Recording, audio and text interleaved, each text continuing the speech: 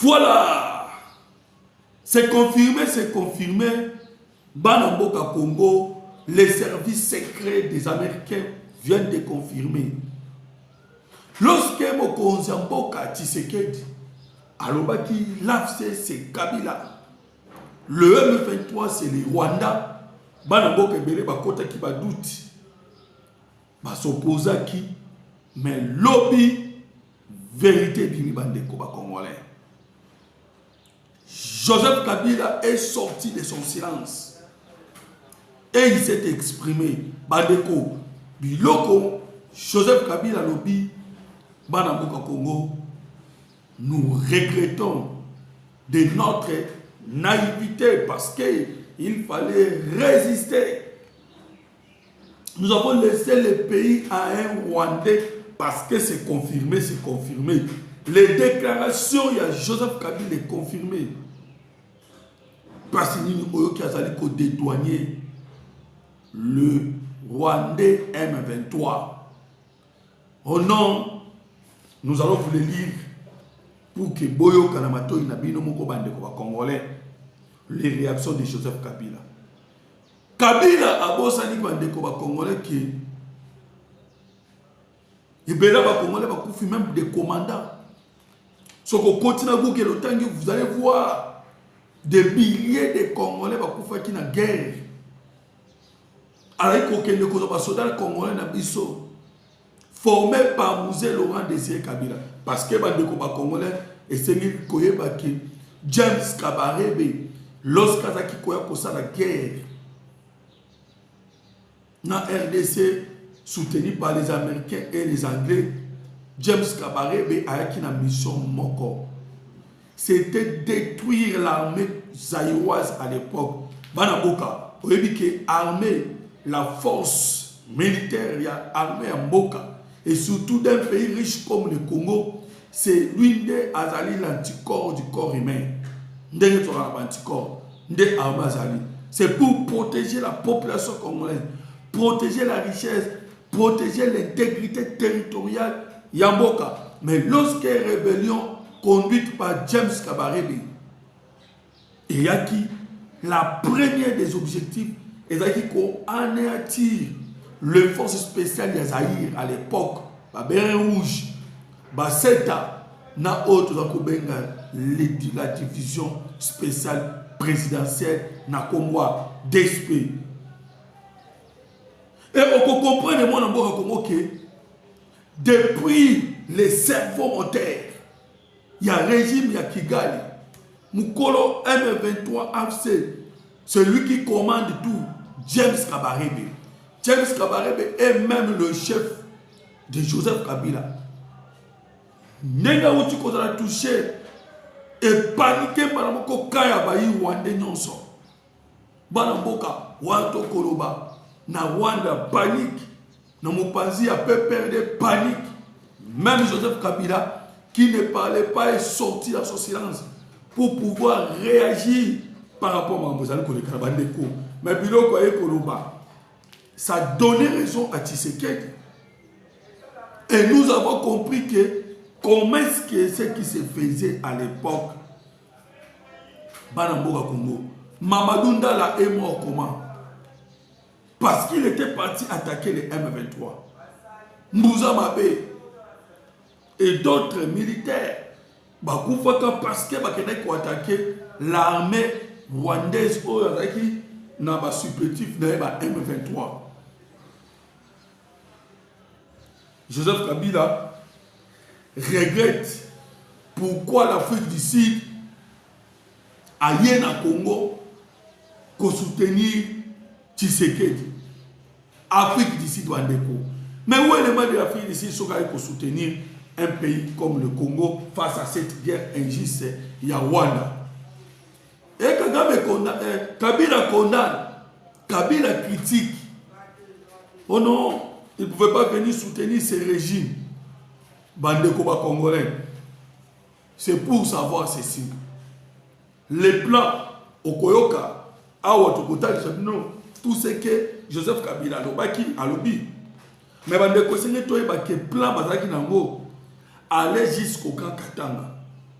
et que le colonne Ituri, Tina Grand Katanga, voire même na Chopo qui s'engage, bazaki na programme, va te déstabiliser complètement.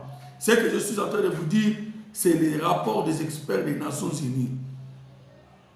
Bahut va révéler qu'il y a un plan de déstabilisation au Congo et au Banda. Wuta Ituri, Tina Grand Katanga. Voilà pourquoi constater que ba rebelle bazaki ko ya mupanzi. Parce que marché na bango ngaki simba bien ceux qui va komika na Katanga. Voilà mon mikolo monde ba kuti ko bimisa des discours on n'aime pas les swahiliphones. Ils ont voulu simplement manipuler l'opinion parce qu'ils avaient un projet. Il y a Koko Matina Grand Katanga. C'est pas pour rien, vous avez vu, mais c'est Moïse Katumbi Alaki Kotonga l'aéroport clandestin. Cet aéroport clandestin Kotonga il habite pour que basa la base aérienne na Wapi, na Zambie. Et Zambie ayant reçu la mise en garde de Yabakonzamboka Congo parce que le président Tshisekedi avait envoyé M. Chabani, le ministre de l'Intérieur, pour aller réagir dans l'opération secrète avec Tchon Chibangu, où Akendaki, Bazuigo Mulunda, Bazu, l'ancien CNDP rwandais, Nabao Moussous, Banamboka Congo. Parce que nous avons John Numbi Akimaki, mais Bayaki na 11 militaires Utawapi, Utazambi. Tout est clair, on le savait. Mais Awasukoyo Kabila, la sortie médiatique, lorsqu'il vous dit que négocier avec les Rwandais, je suis en train de répéter ces propos, négocier avec les Rwandais des fêtes du M23 n'apporteront rien. Parce que le régime est dictatorial, le régime est aboyé, le mal c'est le gouvernement de Fachi. Donc, lorsque vous allez neutraliser le M23 et négocier avec le Rwanda, solution est athée. Mais c'est Joseph Kabila a condamné l'Afrique du Sud à défendre le M23. Pour nous, le problème c'est Tshisekedi, mais nationalisme is awapi. Parce qu'il fallait à ça la preuve, il y a que Azali, un nationaliste, parce qu'il fut le président de ce pays, le haut fonction, oh, il y a Kipaki. Mais Bandeko, Touti Koreata Lisango, le cerveau moteur, James Kabarebe, l'ancien chef d'état-major général, il y a RDC. Avant qu'il y ait Rwanda, il y a RDC. Et on a Joseph Kabila, l'ancien chef d'état-major, il y a RDC, avant comme président. Dans les hauts fonctions de deux personnalités basées, et ils étaient ensemble, ils ont lutté ensemble. James Kabarebe et Joseph Kabila, Babundaki ensemble pour Nakoya Kolombola Mobutu. Ils ont joué un rôle très important. Et sachez bien que James Kabarebe a fait 2 ans comme étant le chef d'état-major Yamboka Congo. Et Joseph Kabila a fait 18 ans comme président de ce pays. Et les 3 autres années comme étant chef d'état-major Yamboka Congo.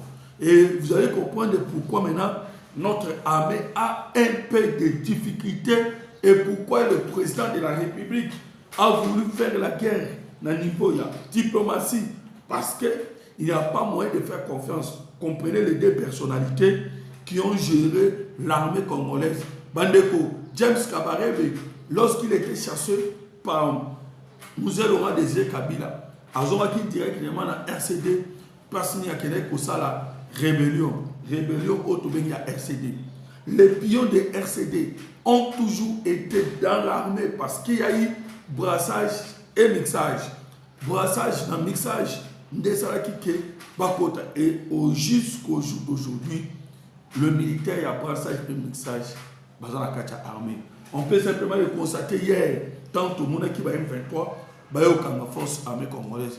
Donc ils étaient des amis. Vous allez trouver une personne avec une armée rwandaise, ailleurs comme M23. Après M23, a comme une force dans l'armée à Congo. Après, comme force de l'armée du Congo, a zone sous M23. C'est ça l'histoire, il y a brassage et mixage. Mais Joseph Kabila a zone sous les causes profondes. La crise ne se limite pas ni aux agissements inconsidérés du M23 présente à toi comme une groupe anarchiste, mandataire d'un État étranger sans revendication légitime.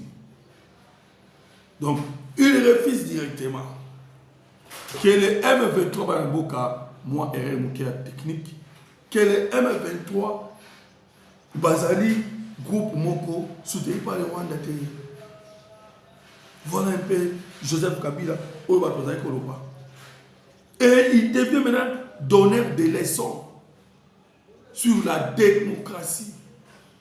Oh non, Tshisekedi a installé la dictature. Ça, c'est Paul Kagame. Mais il suffit simplement aller à l'est de notre pays parce qu'on peut constater ce qui s'est passé. Carnage. Voilà, Kabila Lobi Soussou. Les élections de 2023 étaient truquées. Tshisekedi est devenu le chef de l'État, le maître absolu. Voilà, c'est la déclaration. Il y a Joseph Kabila. Banamboka Congo, voilà pourquoi Touye Koutali Sabino, Oezali Kolekana, Namboka Congo. Aimez notre émission, partagez pour que les gens sur le Congo, Bayeba, Ninezali Kolekana. Oyo Tukoyoka, ce sont des réactions de Joseph Kabila. Voilà, merci beaucoup. À la prochaine fois. Aimez notre émission, ainsi partagez.